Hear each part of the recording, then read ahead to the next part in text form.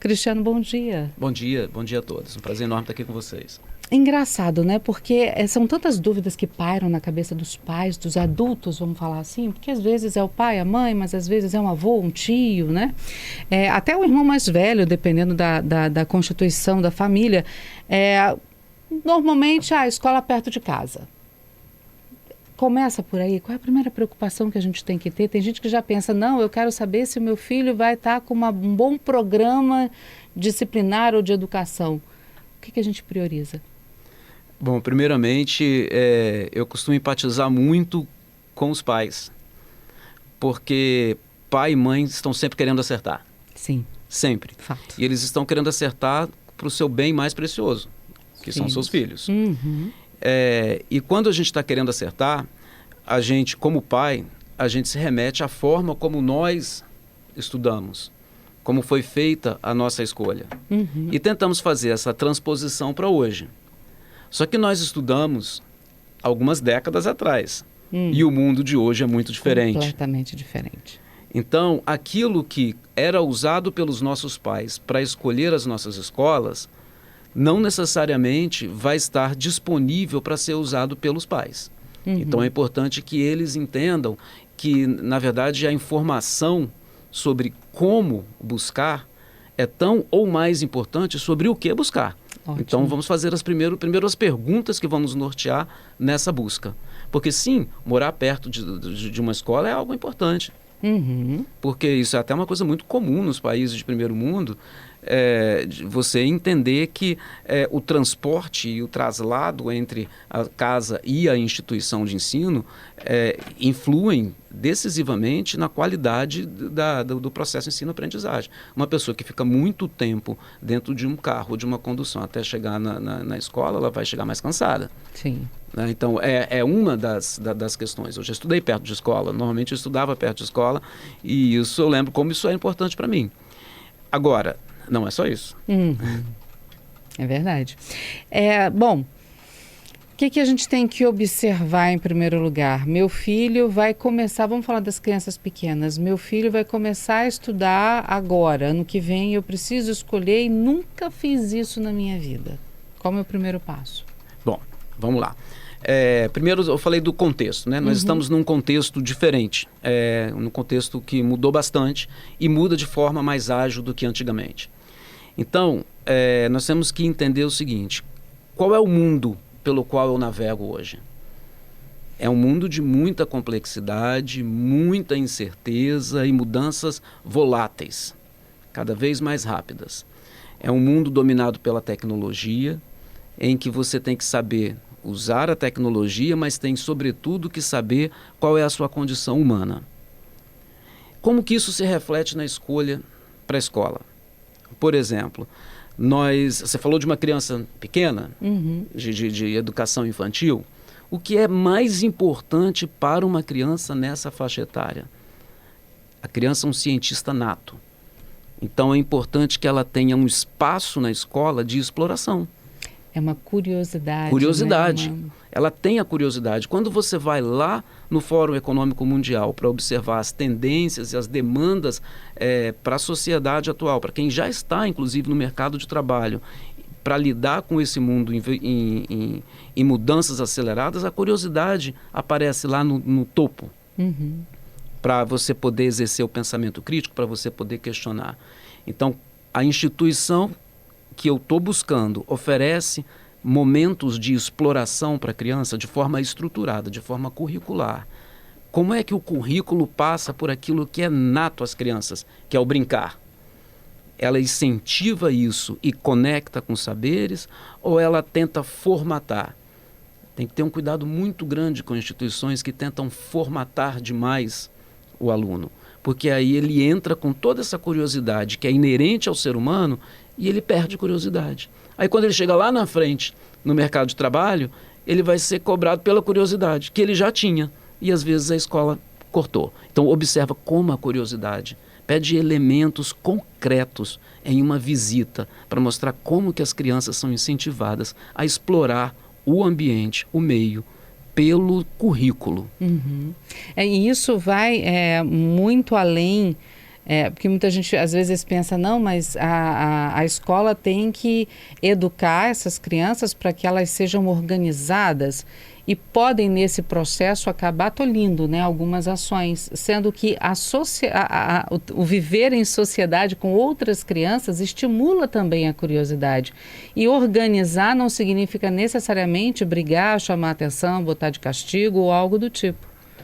Mas de fazer essa diferença no dia a dia da criança dentro de uma instituição de ensino, como? Perceber que alguma coisa pode estar errada, você faz uma avaliação inicial, acha que aquela escola é legal, mas aí você percebe algum comportamento diferente no filho, mas você não está no dia a dia dele. Como os pais observam isso para tentar corrigir ou até trocar a instituição? Essa presença dos pais na escola é muito importante. E eu digo que ela é importante já no início, na visita. Por isso que eu falei, vá à escola, converse com os pedagogos, preferencialmente tente ir à escola quando a escola está em funcionamento. Hoje em dia ficou muito comum as escolas realizarem aqueles dias abertos, que eles chamam de Open Day, às vezes num sábado, para você fazer uma aula experimental. Tem sua validade, mas nada melhor como você entrar na escola quando o dia a dia está acontecendo na sua realidade com as suas imperfeições. Vale a surpresa. Porque recentemente eu escrevi um artigo em que eu falei de um grande referencial teórico para mim, que é o Edgar Morin, e o Morin ele fala que uma das coisas que nós temos que ensinar às crianças é navegar pela incerteza. Ele escreveu esse documento no final do século passado. A Unesco pediu para ele elaborar uma série de parâmetros que norteassem a educação para a educação do futuro, e lá em 99 foi publicado os 7 saberes para a educação do futuro. Ele fala para ensinar a incerteza. Então, de que forma a escola estrutura a incerteza para o aluno? É bom você ver isso com a escola pegando fogo. Eu falo que a escola é escola quando tem aluno dentro da escola. Se não é prédio, é educador. Então, quando isso é possível, eu estimulo muito a fazer esse tipo de visita, porque se você vê uma escola... Porque a organização é importante. Sim. Sem organização, você bate no caos, e o caos não é produtivo. Você precisa ter o equilíbrio entre a organização e a flexibilidade. Então a escola mantém isso. Se você entra numa escola em que é um caos, é todo mundo gritando, é muita briga, confusão e tal, não é um ambiente propício para a aprendizagem. Mas se você entra numa escola que está tudo funcionando redondinho, também tem alguma coisa errada ali. Porque a vida não é redondinha. Verdade. E engraçado, né? Porque cada escola tem um ritmo diferente. A gente tem escolas com tipos de ensino diferentes. A gente tem uma escola militar, a gente tem uma escola religiosa. Cada religião tem um tipo de aprendizado diferente, e você muitas vezes matricula seu filho numa escola religiosa, mesmo não sendo a sua, mas porque você viu que aquela educação pode ser melhor. Ou então você acha que o ensino militar vai impor regras e disciplinas que uma escola comum não colocaria. Mas é possível mesclar um pouquinho de cada uma numa educação, ou isso é utopia, Cristiano? Você tocou num ponto crucial: valores. A escola e a família formam um encontro de valores. Quais são os valores que te norteiam como família? Você tem que buscar isso nas instituições para o seu filho. Porque nesse casamento, assim como num casamento, no matrimônio, nunca dá um encaixe de 100%. Sempre você vai lidar com diferenças. E que bom, né? E que bom que você vai lidar com diferenças, que é oportunidade de aprendizado para ambos os lados. Sim. Mas essas diferenças não podem ser na essência das suas crenças. Então, eu quero um indivíduo protagonista, eu quero um indivíduo empreendedor. Será que eu vou conseguir um indivíduo assim numa instituição muito regrada, com muitas normas, ou numa instituição militar? Ou não, eu preciso que meu filho siga, eu quero uma educação mais rígida. Então, vale eu colocar numa instituição que vai desacomodar seu filho em outro lugar? Você tem que fazer esse tipo de questionamento, porque senão às vezes você coloca numa instituição, às vezes porque alguém tem um filho conhecido lá, ou porque um amigo dele estudou lá, mas a instituição não coincide com os seus valores fundamentais. Essa é uma pergunta que você tem que se fazer. Porque a instituição não vai, principalmente se ela for uma instituição séria, ela não vai adequar os seus valores fundamentais à sua demanda pessoal. Agora, a gente falou sobre colocar uma criança lá no início do ensino fundamental.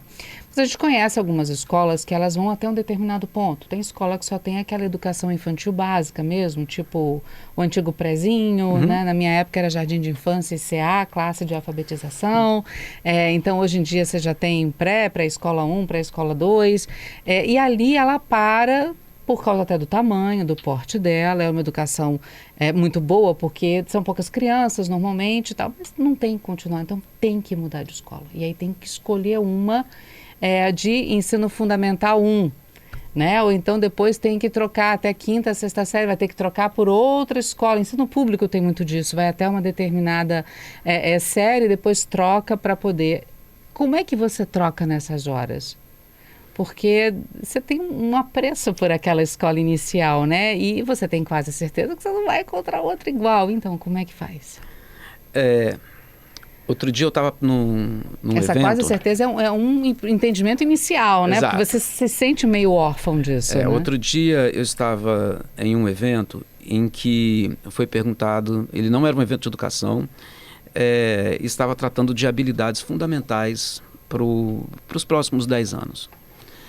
E surgiu ali um tema, uma palavra que sintetiza isso tudo: adaptabilidade. Uhum.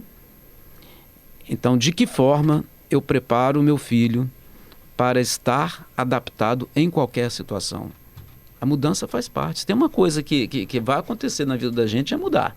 Às vezes a gente fica agarrado a um modelo e fica querendo que ele não mude, mas na verdade a gente está indo contra a nossa própria evolução. Então, a família primeiro concebeu o seguinte: vai haver mudança. E se meu filho tiver condições de lidar com mudança em alguns momentos na vida dele, mais preparado ele estará para navegar nesse mundo de mudanças ágeis, inclusive. Então, estimulá-lo a conhecer novas instituições, incluí-lo neste processo de busca. Muitas vezes tem a questão, quando os alunos vão trocar de escola, principalmente perto da adolescência, tem a questão dos amigos. Uhum. Ela é importante, porque a gente sabe também que a aprendizagem não é uma coisa meramente técnica, muito pelo contrário. Você precisa estar muito inteirado, muito conectado socioemocionalmente para que você consiga aprender. Não à toa que as instituições estão investindo cada vez mais no conhecimento socioemocional. Então, ao trazer o aluno para essa escolha, nós vamos trazer, porque também consideramos que esse contato, essa conexão socioemocional é importante. Agora, explicar para os filhos e estimular os filhos a ampliar o círculo deles. Outro dia eu estava conversando com um aluno que estava considerando fazer uma transição de escola, e ele falava, eu perguntei, por que você quer mudar? E ele falou, pelos meus amigos. Eu falei, olha, isso compõe, mas isso não pode ser a sua decisão prioritária, porque muito em breve você vai fazer uma outra decisão de escolha de carreira, de profissão, e a universidade para a qual você vai se destinar não vai ser a mesma do seu amigo. Nem a profissão. Então, fazer esses exercícios ao longo do processo é muito importante. É importante quando escolas misturam turmas, por exemplo. Uhum. Quando escolas misturam turmas, o que elas estão fazendo? Elas estão preparando o aluno para dialogar, para contrapor, para debater, para trabalhar junto com pessoas que não necessariamente são pessoas do seu círculo mais íntimo. Uhum. Isso é um preparo, isso é um exercício tão importante quanto o desenvolvimento das competências na matemática, nas linguagens, nas ciências. Uhum. E o pensamento também pode ser um pouco mais otimista. Olha, você não está perdendo seus amigos porque você mudou de escola, você está ganhando novos, você pode ampliando fazer seu novos. círculo. Exatamente, né? E às vezes o adolescente tem um pouco disso de achar que eu estou perdendo, né? Eu vou ser infeliz porque meu coleguinha não vai estar comigo, minha amiguinha e tal, a namoradinha, alguma coisa assim. Então, estimular um pouco também essa visão otimista e não pessimista do que está acontecendo naquele momento. E ela vem dos objetivos. O que está te levando para uma nova instituição?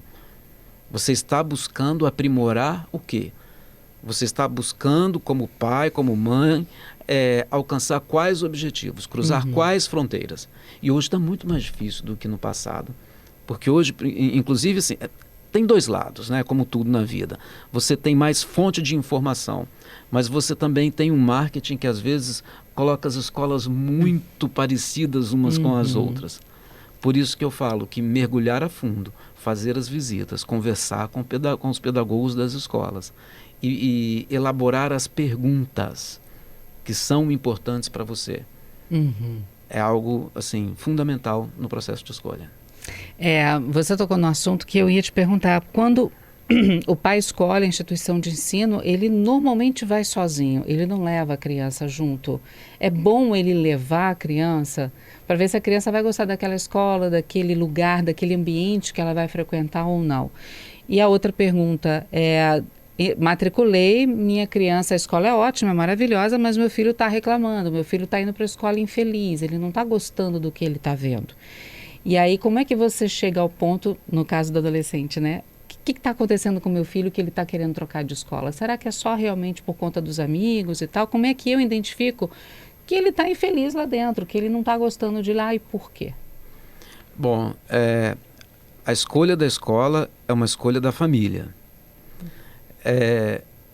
O aluno está no centro da aprendizagem, ou pelo menos deveria estar sempre. Mas muitas vezes ele não tem a maturidade para fazer a escolha. Você é uma linha tênue entre incluí-lo e fazer exatamente o que ele quer. Ok. Então, por isso que eu digo, exige muito diálogo em casa. A visita à escola por parte da criança é muito importante. Legal. Se eu quero que meu filho seja agente da sua vida, que ele seja um protagonista, ele tem que participar das decisões. Não pode ser um top-down. Agora, observa que isso não significa que ele vai falar: eu vou para cá ou eu não vou para cá. Você vai dialogar com ele, construir isso com ele, encaminhar principalmente para aquilo que você acha que é a principal, a escolha mais correta. Agora, começou. Eu lembro que minha mãe e meu pai falaram assim: olha, você não vai começar a fazer um esporte e pedir para sair imediatamente, não. Tem que ter muito cuidado com isso, principalmente no mundo em que a gente vive, em que basta você dar um unfollow aqui no Instagram ou no Facebook, no Facebook mais, isso é pra gente mais velha, no Instagram, para você chegar e não ter mais essa pessoa como amigo. Não, não é assim, não. Você precisa, senão você fica fraquinho demais. Então a família precisa identificar, conversar com a escola, qual é o grau de abertura, quais são as evidências. O aluno está passando por um momento de transição, de adaptação, ou ele está em sofrimento? Quais são as evidências de que é algo temporário ou de que não é, ou de que é algo ali essencial que está fazendo mal para ele? E esse sofrimento ele pode vir de vários lados. Pode ser um bullying, na pior das hipóteses, mas pode ser também algo de adaptação física, que ele também não esteja gostando e que numa outra escola estava tudo bem, agora não está. Tem que ir a fundo para identificar que tipo de sofrimento é esse também, né? E conversar. Porque se tiver alguma situação de bullying, por exemplo, aí é questionar a escola. O que está sendo feito em relação a isso? Como que o meu filho está sendo preparado para lidar com isso? Como que é feito isso na sala de aula? É ir a fundo. O diálogo com a escola é fundamental. Eu gosto muito de comparar essa relação como um triângulo. Você tem ali na base do triângulo equilátero os vértices, né? Um lado você tem a família, do outro lado você tem a escola, e no alto o vértice superior é o aluno. Então, em contato, esse diálogo com a escola é fundamental. Cristiano, fica com a gente aqui, a gente só vai para o repórter CBN e volta. E eu já vou deixar para nossa volta, Cristiano, a pergunta dos nossos ouvintes. Tem pelo menos 2 ouvintes falando que fazer isso quando você tem dinheiro para pagar uma escola particular, ok. Mas enquanto você está no serviço público, que você depende do serviço público, você tem uma chamada escolar em que você escolhe uma primeira, uma segunda, uma terceira opção para escolher, e normalmente é próximo à sua casa. Como é que você faz isso dentro do poder público, seja ele municipal ou estadual? Vamos só para o repórter CBN, rapidinho. O Cristiano vai continuar com a gente aqui. Você tendo perguntas, fica à vontade. 992994297 é o nosso telefone. Conosco aqui no estúdio, o educador Cristiano Carvalho. Estamos falando sobre as observações que nós devemos ter na hora de escolher a escola dos nossos filhos, né, em várias fases da vida.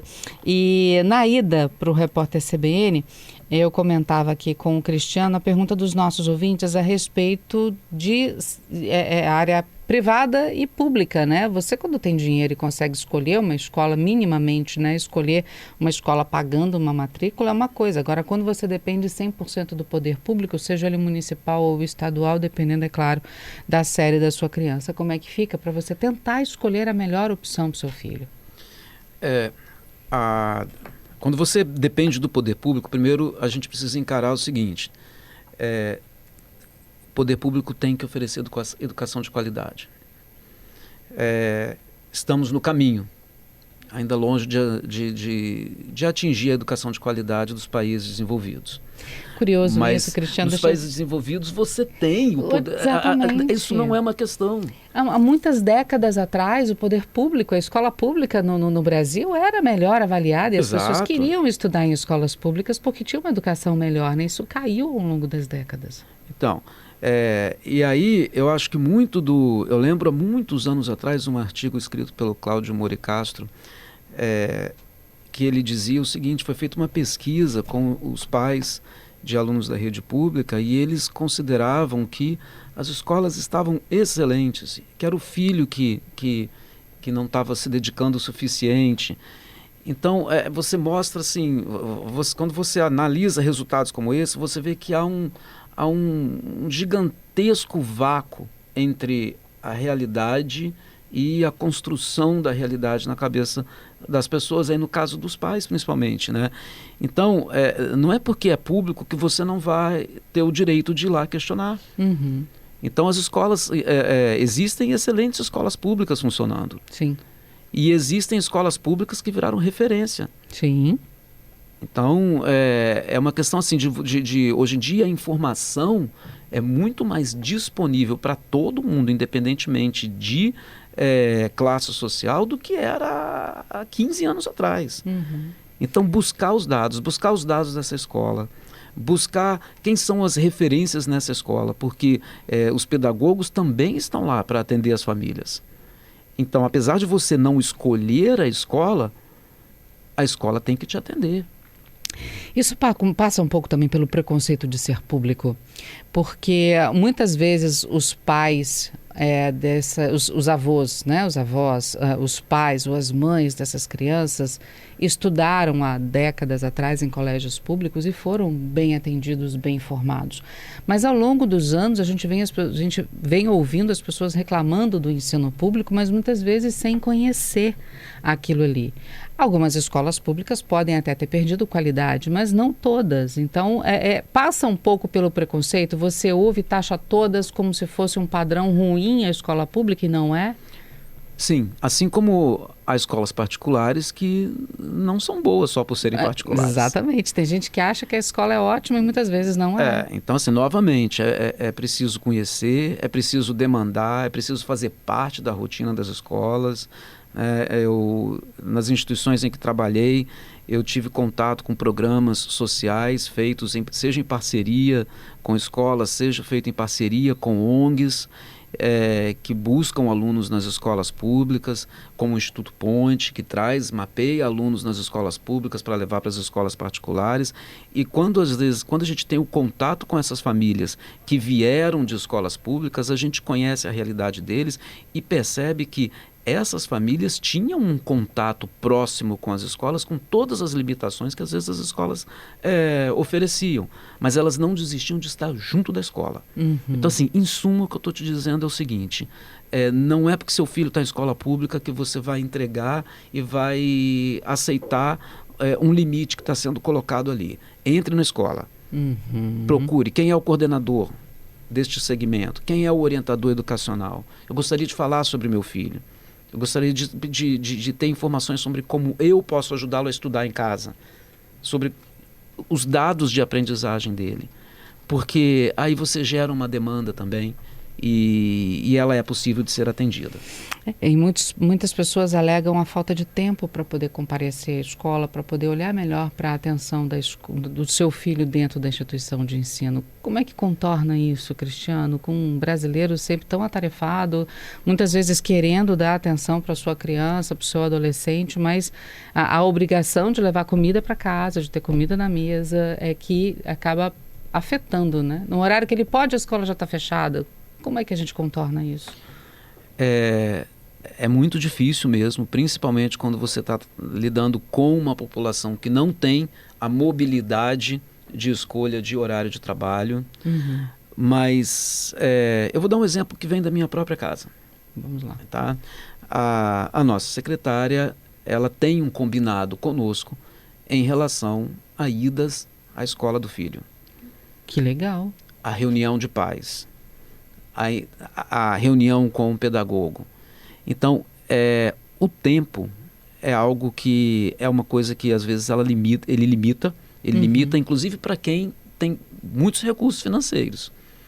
Não é incomum em escolas particulares você não conseguir estar com algumas famílias porque não tem o tempo ou estão sempre viajando, mas o que é importante é tentar criar uma periodicidade, se não por demanda emergente, mas dentro de uma rotina em que você consiga alocar um tempo. E ele não é muito grande. Uhum. É uma conversa, às vezes, de 30 minutos com um pedagogo que vai conseguir te clarear como que seu filho aprende e quais são as demandas para ele. Vamos lá, nossos ouvintes aqui conosco. Rafael, olha, dizer que a escola pública do passado tinha qualidade e hoje não mais, precisa ser passado por um filtro, né? No passado, a escola pública atendia basicamente uma elite financeira e a partir do momento que passou a ser universalizada a educação, iniciou-se o preconceito. A gente está falando sobre a questão do preconceito. E o Júlio, para a gente encerrar, está aqui falando sobre programas que são colocados também para os menores, como o Menor Aprendiz, né? Alunos de escola pública que são encaminhados para esse programa, para esse projeto, eles ficam determinadas horas do dia no contraturno da escola, né? Em alguns trabalhos, não é o dia inteiro, não é uma escala de trabalho normal, mas para que ele tenha um contato aí com uma atividade. E ele está perguntando, olha, isso acaba atrapalhando a formação do aluno para boas notas no Enem, para que ele tenha uma colocação melhor numa universidade? Temos ótimas escolas estaduais de tempo integral. O que é melhor para uma criança, né? Escola em tempo integral, participar de um projeto desse como o Menor Aprendiz? Tem objetivos diferentes. Às vezes a criança que está participando, o jovem que está participando de um programa de jovem aprendiz, o objetivo dele inicial nem é fazer o Enem de imediato, mas é ter uma inserção logo no mercado de trabalho. Temos que lembrar que nós temos excelentes cursos tecnólogos, excelentes cursos técnicos e às vezes a alternativa e a necessidade daquela família é que o jovem ingresse no mercado de trabalho. Então, no momento em que ele tem ali uma primeira experiência estruturada no mercado de trabalho, ele está também colocando o pé dele neste mercado de forma estruturada e de forma e num contexto formal, o que é mais importante. Sim, pode atrapalhar o Enem, o estudo para o Enem. E para isso, mais uma vez eu trago o diálogo. Na escolha da instituição, nos combinados com a instituição, qual é o tempo que esse aluno vai se dedicar ao trabalho, qual é o tempo que eventualmente ele pode usar para estudar enquanto ele está lá.